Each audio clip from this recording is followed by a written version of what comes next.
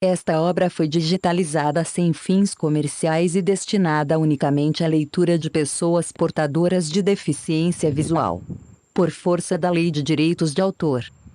Por isto, este trabalho é oferecido gratuitamente aos amigos cegos e deficientes visuais de acordo com a Lei. Lei 9.610, de 19 de fevereiro de 1998, sobre os direitos autorais. Alteração, atualização e consolidação da legislação. Título I, dos direitos do autor. Capítulo IV, das limitações aos direitos autorais. Art. 46 não constitui ofensa aos direitos autorais, e, a reprodução d. de obras literárias, artísticas ou científicas, para uso exclusivo de deficientes visuais, sempre que a reprodução, sem fins comerciais, seja feita mediante o sistema Braille ou outro procedimento em qualquer suporte para esses destinatários. Monteiro Lobato. Cidades Mortas. Conto. São Paulo, 2012. Copyright Editora Globo, 2012. Copyright Monteiro Lobato sob licença da Monteiro Lobato Licenciamentos, 2012. Todos os direitos reservados. Nenhuma parte desta obra pode ser apropriada e estocada em sistema de banco de dados ou processo similar, em qualquer forma ou meio, seja eletrônico, de fotocópia, gravação etc. sem a permissão dos detentores dos copyrights. Publicado originalmente no livro Cidades Mortas, Globo, 2009, de Monteiro Lobato. Edição, Luciane Ortiz de Castro. Edição de arte, Adriana Bertola Silveira. Edição digital, Eric Santos Cardoso. Consultoria e pesquisa, Márcia Camargos e Vladimir Sacchetta. Preparação de texto, página ímpar. Revisão, Cláudia Cantarim, Margot Negro e Márcio Guimarães de Araújo. Ilustração de J. Campos, Arquivo Família Monteiro Lobato. Editora Globo Sociedade Anônima. AV. Jaguaré, 1485 Jaguaré. São Paulo, SP 05346, 902 Brasil. www.globolivros.com.br. Índice. Capa. Folha de rosto. Créditos. Monteiro Lobato. Cidades Mortas 1906. Monteiro Lobato. Monteiro Lobato, por J.U. Campos. Homem de múltiplas facetas, José Bento Monteiro Lobato passou a vida engajado em campanhas para colocar o país no caminho da modernidade. Nascido em Taubaté, interior paulista, no ano de 1882, celebrizou-se como criador do Sítio do Pica-Pau Amarelo, mas sua atuação extrapola o universo da literatura infanto-juvenil, gênero em que foi pioneiro. Apesar da sua inclinação para as artes plásticas, cursou a Faculdade do Largo São Francisco, em São Paulo, por imposição do avô, o Visconde de Tremembé, mas seguiu carreira por pouco tempo. Logo trocaria o direito pelo mundo das letras, sem deixar de lado a pintura nem a fotografia, outra de suas paixões. Colaborador da imprensa paulista e carioca, Lobato não demoraria a suscitar polêmica com o artigo Velha Praga, publicado em 1914 no estado de S. Paulo. Um protesto contra as queimadas no Vale do Paraíba, o texto seria seguido de Urupês, no mesmo jornal, título dado também ao livro que, trazendo o Jeca Tatu, seu personagem símbolo, esgotou 30.000 exemplares entre 1918 e 1925. Seria, porém, na Revista do Brasil, adquirida em 1918, que ele lançaria as bases da indústria editorial no país. Aliando qualidade gráfica a uma agressiva rede de distribuição, com vendedores autônomos e consignatários, ele revoluciona o mercado livreiro. E não para por aí. Lança, em 1920, A Menina do Narizinho Arrebitado, a primeira da série de histórias que formariam gerações sucessivas de leitores. A infância ganha um sabor tropical, temperado com pitadas de folclore, cultura popular e, principalmente, muita fantasia. Em 1926, meses antes de partir para uma estada como adido comercial junto ao consulado brasileiro em Nova York, Lobato escreve ao presidente negro. Neste seu único romance prevê, através das lentes do porviroscópio, um futuro interligado pela rede de computadores. De regresso dos Estados Unidos após a Revolução de 30, investe no ferro e no petróleo. Funda empresas de prospecção, mas contraria poderosos interesses multinacionais que culminam na sua prisão, em 1941.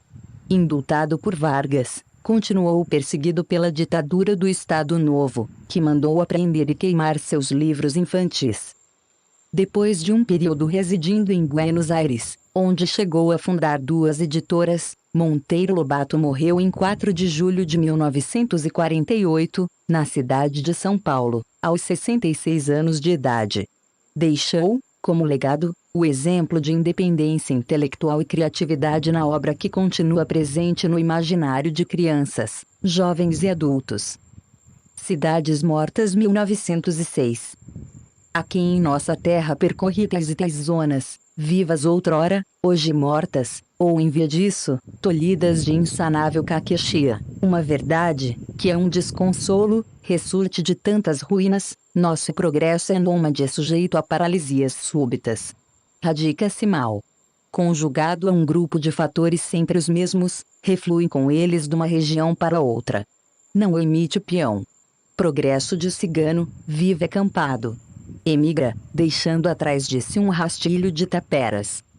A uberdade nativa do solo é o fator que o condiciona. Mal a uberdade se esvai, pela reiterada sucção de uma seiva não recomposta, como no velho mundo, pelo adubo, o desenvolvimento da zona esmorece, foge dela o capital, e com ele os homens fortes, aptos para o trabalho. E lentamente cai a tapera nas almas e nas coisas.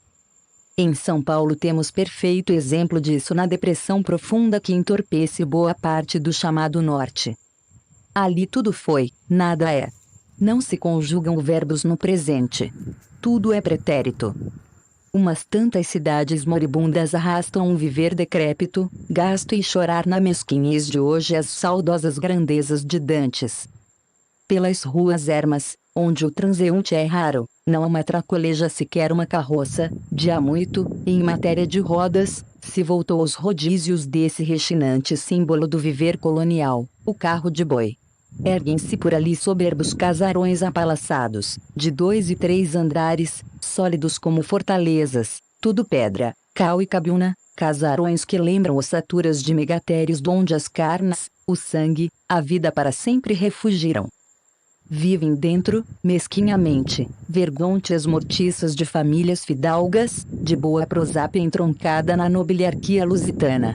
Pelos salões vazios, cujos frisos dourados se recobrem da pátina dos anos e cujo estuque, lagarteado de fendas, esborou à força de goteiras, paira o bafio da morte.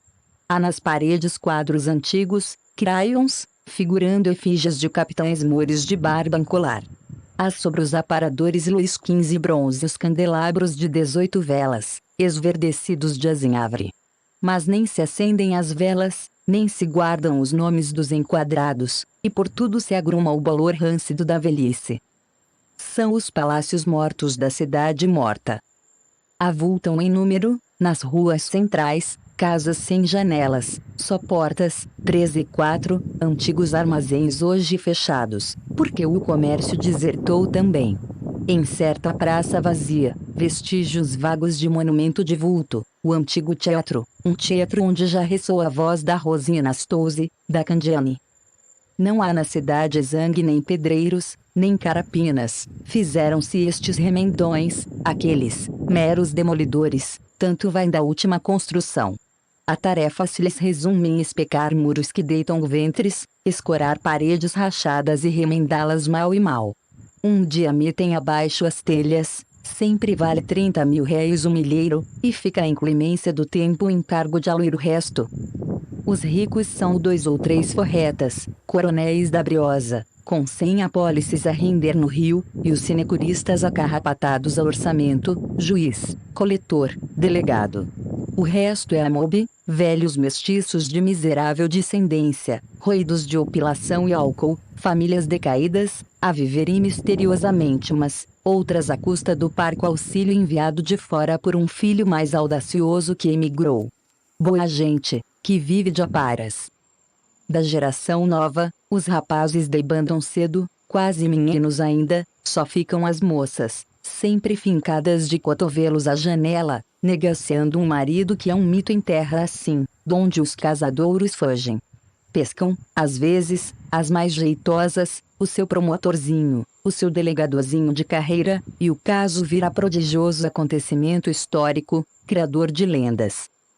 Toda ligação com o mundo se resume no cordão umbilical do correio, magro estafeta bifurcado em pontiagudas éguas pisadas, em eterno ir e vir com duas malas postais à garupa, murchas como figos secos.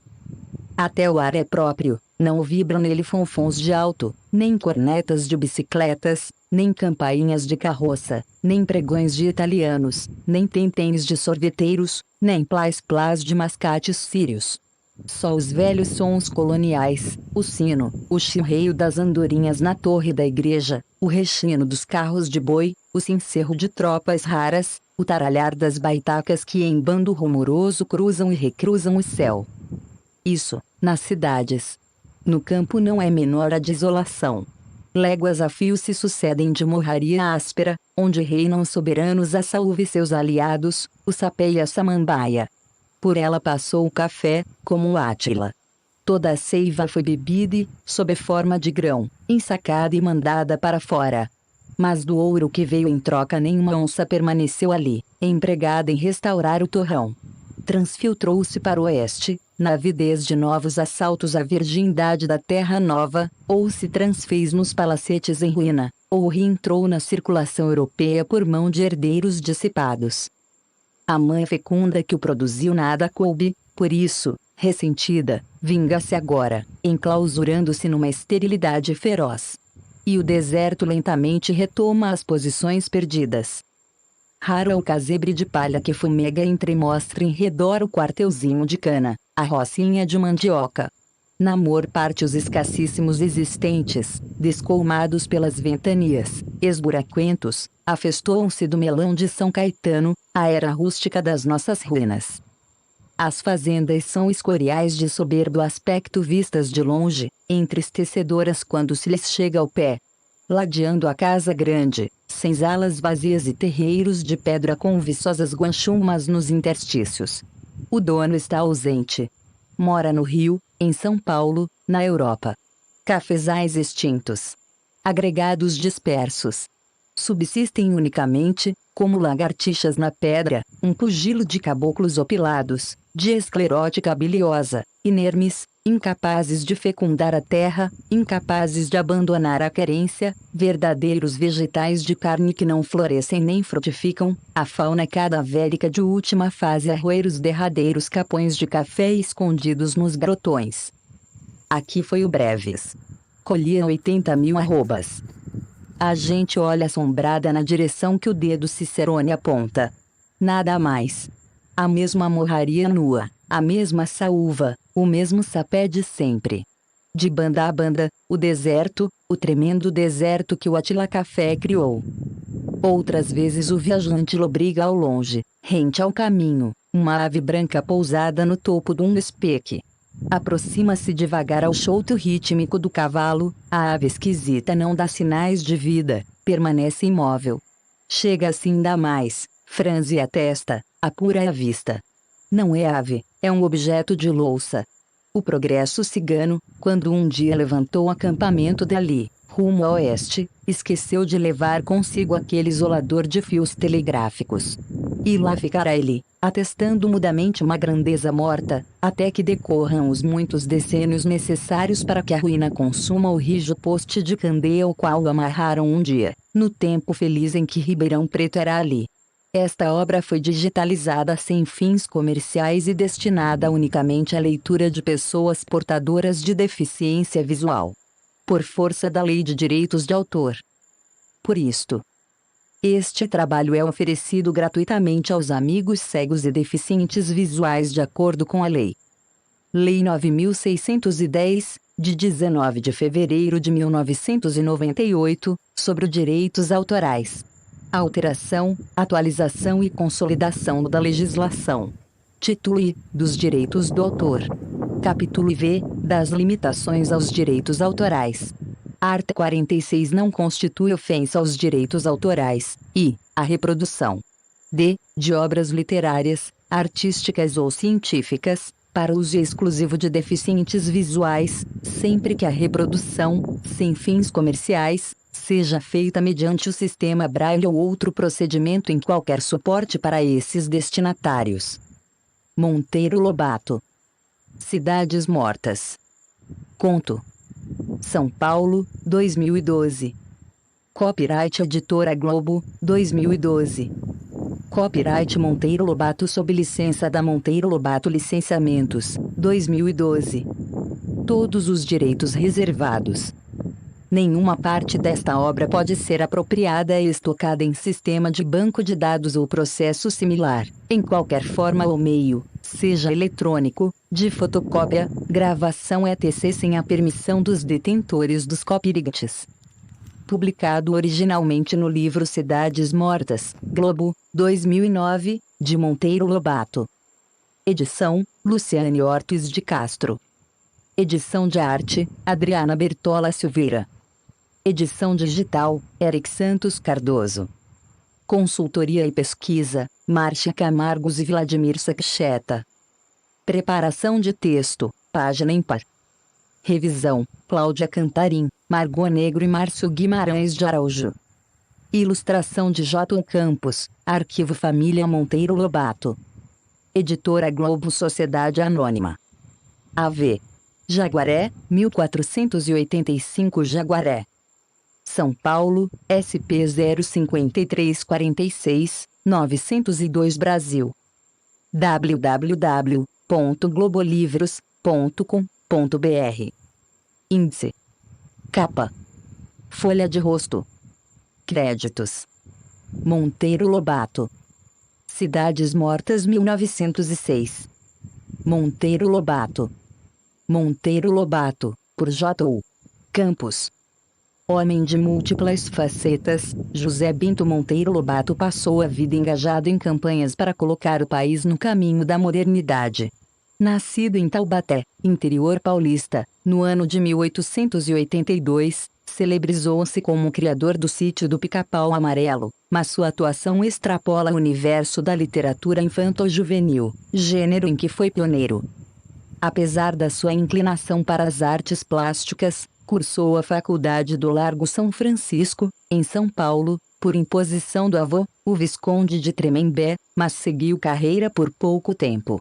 Logo trocaria o direito pelo mundo das letras, sem deixar de lado a pintura nem a fotografia, outra de suas paixões. Colaborador da imprensa paulista e carioca, Lobato não demoraria a suscitar polêmica com o artigo Velha Praga, publicado em 1914 em O Estado de S. Paulo. Um protesto contra as queimadas no Vale do Paraíba, o texto seria seguido de Urupês, no mesmo jornal, título dado também ao livro que, trazendo o Jeca Tatu, seu personagem símbolo, esgotou 30.000 exemplares entre 1918 e 1925. Seria, porém, na Revista do Brasil, adquirida em 1918, que ele lançaria as bases da indústria editorial no país. Aliando qualidade gráfica a uma agressiva rede de distribuição, com vendedores autônomos e consignatários, ele revoluciona o mercado livreiro. E não para por aí. Lança, em 1920, A Menina do Narizinho Arrebitado, a primeira da série de histórias que formariam gerações sucessivas de leitores. A infância ganha um sabor tropical, temperado com pitadas de folclore, cultura popular e, principalmente, muita fantasia. Em 1926, meses antes de partir para uma estada como adido comercial junto ao consulado brasileiro em Nova York, Lobato escreve ao Presidente Negro. Neste seu único romance prevê, através das lentes do porviroscópio, um futuro interligado pela rede de computadores. De regresso dos Estados Unidos após a Revolução de 30, investe no ferro e no petróleo. Funda empresas de prospecção, mas contraria poderosos interesses multinacionais que culminam na sua prisão, em 1941. Indultado por Vargas, continuou perseguido pela ditadura do Estado Novo, que mandou apreender e queimar seus livros infantis. Depois de um período residindo em Buenos Aires, onde chegou a fundar 2 editoras, Monteiro Lobato morreu em 4 de julho de 1948, na cidade de São Paulo, aos 66 anos de idade. Deixou, como legado, o exemplo de independência intelectual e criatividade na obra que continua presente no imaginário de crianças, jovens e adultos. Cidades Mortas 1906. Aqui em nossa terra percorri tais e tais zonas, vivas outrora, hoje mortas, ou em via disso, tolhidas de insanável caquexia. Uma verdade, que é um desconsolo, ressurte de tantas ruínas, nosso progresso é nômade sujeito a paralisias súbitas. Radica-se mal. Conjugado a um grupo de fatores sempre os mesmos, reflui com eles de uma região para outra. Não emite peão. Progresso de cigano, vive acampado. Emigra, deixando atrás de si um rastilho de taperas. A uberdade nativa do solo é o fator que o condiciona. Mal a uberdade se esvai, pela reiterada sucção de uma seiva não recomposta, como no velho mundo, pelo adubo, o desenvolvimento da zona esmorece, foge dela o capital, e com ele os homens fortes, aptos para o trabalho. E lentamente cai a tapera nas almas e nas coisas. Em São Paulo temos perfeito exemplo disso na depressão profunda que entorpece boa parte do chamado Norte. Ali tudo foi, nada é. Não se conjugam verbos no presente. Tudo é pretérito. Umas tantas cidades moribundas arrastam um viver decrépito, gasto e chorar na mesquinhez de hoje as saudosas grandezas de dantes. Pelas ruas ermas, onde o transeunte é raro, não matracoleja sequer uma carroça, de há muito, e em matéria de rodas, se voltou aos rodízios desse rechinante símbolo do viver colonial, o carro de boi. Erguem-se por ali soberbos casarões apalaçados, de 2 e 3 andares, sólidos como fortalezas, tudo pedra.